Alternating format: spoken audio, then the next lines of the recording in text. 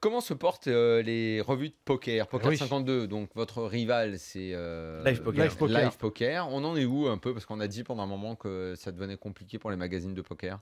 Alors, ça a été très compliqué. Ça a été d'autant plus compliqué qu'on était 5 à un moment, mais au moment où il y avait 27 rooms, au moment de la légalisation du poker online, c'est-à-dire en 2010, il y a eu une baisse des rooms de 27 à allez, 5, 6, je ne sais même plus. Donc, proportionnellement, on est passé de 5 magazines à 2, qui sont, je crois d'ailleurs, qui étaient quasiment les plus anciens, donc Live Poker et Poker 52. Poker 52, c'est Bruno qui est au départ de cette histoire? C'est Bruno Fitoussi. Ouais. Et aujourd'hui, on se porte comme le poker, c'est-à-dire on va de mieux en mieux, parce qu'il y a eu cet écrémage et qu'on n'est plus que 2 magazines. Donc déjà ça a assaini le marché. Et puis il y a quand même cette particularité de Poker 52, c'est qu'il a 2 éditions. Une édition qui est vendue dans les kiosques. Alors c'est peu vendu, hein, c'est des magazines qui, je connais pas les chiffres de Live Poker, mais c'est quelques milliers d'exemplaires. Ça se vend pas énormément parce que c'est un marché de niche. Mais Poker 52 a cette particularité d'être distribué gratuitement dans tous les casinos de France et dans toutes les poker rooms de France. Donc on en parlait encore tout à l'heure en antenne avec Moundir, qui était il n'y a pas très longtemps au Cercle Tichy, qui me disait qu'il voyait tous les joueurs de poker, qui lisaient tout le temps Poker 52. Exactement. Parce qu'il est distribué gratuitement dans les casinos et les cercles de jeu et dans les futurs clubs de jeu qu'il va y avoir à Paris évidemment.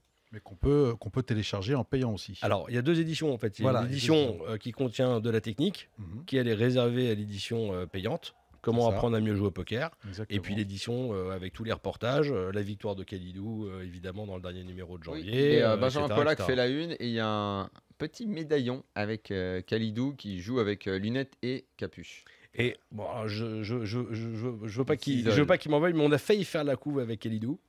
Non, pas du tout. Si.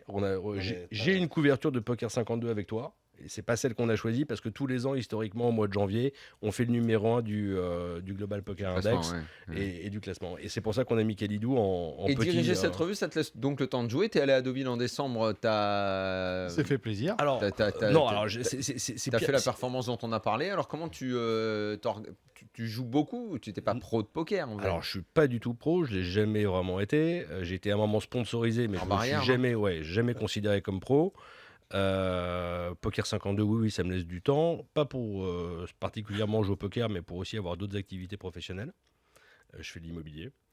Et là, j'avais pas joué à un tournoi depuis pratiquement la fermeture de l'Aviation Club de France, c'est-à-dire il y a 3 ans. Ah d'accord. Donc, j'avais joué un tournoi par an. Tu vas à Deauville et ça tombe. Voilà, et j'ai eu mon espèce de one time là qui est tombé. Et juste avant Noël. Et c'était plutôt sympa. 421 joueurs au départ, hein, quand même. C'est pas une petite performance, 1200 € l'entrée et 93 000 au bout. Ouais, mais c'est dingue à quel point que voilà, quand ça se passe bien, ça se passe bien. C'est une lapalissade, mais ça n'a pas été un tournoi qui a été compliqué. Je suis pas allé à tapis avant d'être dans l'argent. Je suis allé à un moment à tapis dans l'argent. C'était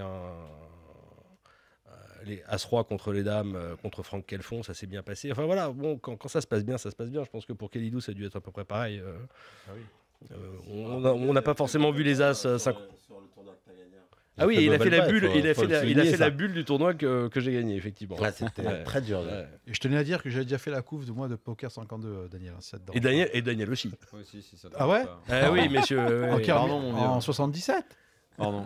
Et la couve est dans ma cuisine, je signale. Oh, il est là, en papier peint. Tu sais. Ouais. Comme ça, quand je fais les soirées poker sur les murs. Parce que quand je fais les soirées poker à la maison, tout le monde le voit.